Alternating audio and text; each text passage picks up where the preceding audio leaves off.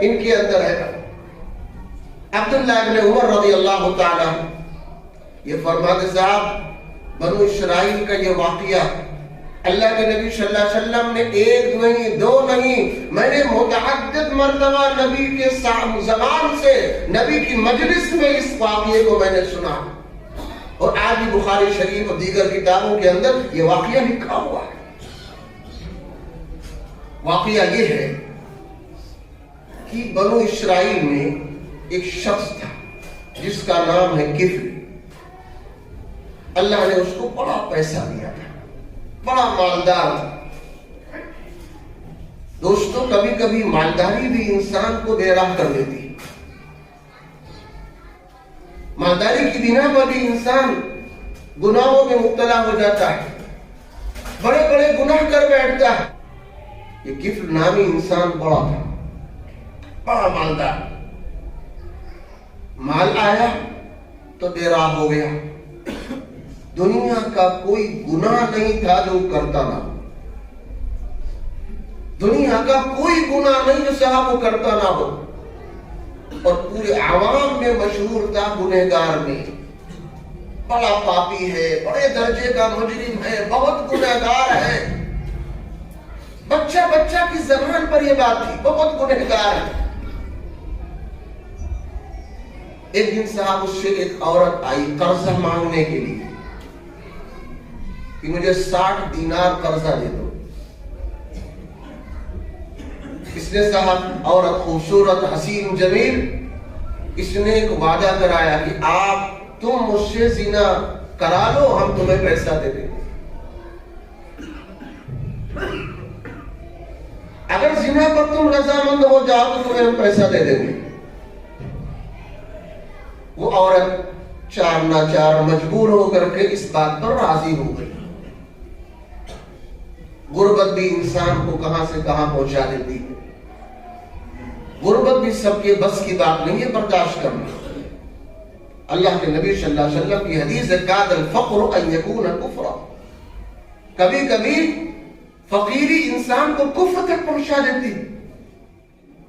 اگر ایمان اعمال مضبوط نہیں ہے تو آدمی تھوڑے تھوڑے نفع کے لیے، معمولی چیزوں کے لیے ایمان کا سودا کر لیتا ہے، اعمال کا سودا کر لیتا ہے، جھوٹی گواہی عدالت میں دے دیتا ہے، معمولی پیسے پر، معمولی کھانے پر، معمولی دنیاوی چیز پر ایمان اعمال مضبوط نہ ہو، ایسے واقعات بے شمار ہو جاتے ہیں۔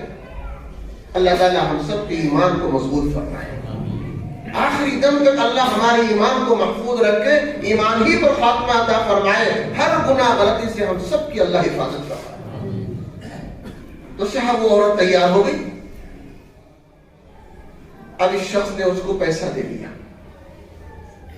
اور زنا کے لیے اس سے اپنی خواہش ظاہر کی۔ وہ عورت آئی لیکن کانپتے ہوئے، لرزتے ہوئے، ڈرتے ہوئے، سہمی ڈری ہوئی وہ آئی، اس حال میں کہ جسم پر کپ کپی تاری تھی، جسم اس کا پیر لڑکھڑا رہا تھا۔ تو کفر نے پوچھا کہ بھائی میں نے کوئی زور زبردستی تو نہیں کی ہے، ہم نے پیسہ دینے کا وعدہ کیا ہے اور تم بخوشی تیار ہو گئی ہو، تو صاحب پھر کیوں ڈر رہی ہو، کیوں سہمی ہو؟ اس نے کہا بھائی میری مجبوری ہے، آج تک یہ حرکت مجھ سے نہیں ہوئی، آج میرے سامنے ایک مجبوری آ گئی، پیسے کی سخت ضرورت پیش آ گئی اور بغیر کسی چیز کے کسی نے مجھے دینا پسند نہیں کیا، آج میری ضرورت ہے جس سے میری عزت نیلام ہو رہی ہے، آج تک پوری زندگی میں میں نے ایسی غلط حرکت نہیں کی ہے، اس لیے صاحب میں ڈر رہی ہوں اپنے خدا کو کیا منہ دکھاؤں گی۔ اس کے دل سے نکلا ہوا جملہ تھا کفر کے اوپر اثر کر گیا۔ اس نے سوچا اچھا اتنی غریب عورت، مجبور عورت، جس کے پاس پیسے نہ ہو، جس کے پاس اسباب نہ ہو، جس کے پاس کوئی ضرورت کی چیزیں نہ ہو، وہ صاحب مزدوری کرنے والی، محنت کرنے والی، قرضہ میں ڈوبی ہوئی عورت ہے اور وہ اتنی پاک دامن ہے، کبھی اس نے گناہ نہیں کیا، کبھی اس نے غلطی نہیں کی، کبھی اس نے زنا نہیں کیا، اور اس کے مقابلے ہم ہیں اللہ نے دنیا کی ہر نعمت نعمتیں ہمارے پاس موجود ہیں، تمام نعمتیں ہمارے پاس موجود ہیں، اور اس کے باوجود ہمیں خدا کا شکر ادا کرنے کے، ہمیں اللہ تبارک تعالیٰ کی طرف بڑھنے کے اور اللہ کا احسان ماننے کے بجائے ہم تو نافرمان ہو گئے، خدا کے باغی بن گئے، خدا کے سرکش بن گئے۔ ہزاروں ہزار نعمتیں رات دن اللہ کی ہم استعمال کرتے ہیں، صبح سے لے کر شام تک، شام سے لے کر صبح تک ہزار ہزار نعمتیں ہم اللہ کی دی ہوئی استعمال کرتے ہیں، اور صاحب 24 گھنٹہ ہم شباب میں، کباب میں اور طرح طرح کے گناہ کے اندر ہماری زندگی گزر رہی ہے۔ اس نے توبہ کر لی، یا اللہ ہمارے تمام پچھلے گناہوں کو معاف کر دو، آئندہ گناہ نہیں کریں گے۔ اور صاحب وہی عورت کو چھوڑ کر چلا ہے، یہ پیسہ لو، ہم پیسہ بھی واپس نہیں لیں گے اور آئندہ کبھی ہم گناہ انشاءاللہ نہیں کریں گے۔ یہ توبہ کر کے آیا،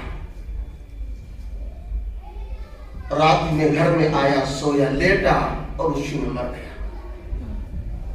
بنو اسرائیل کے زمانے میں دوستوں اللہ تعالیٰ کا یہ ضابطہ تھا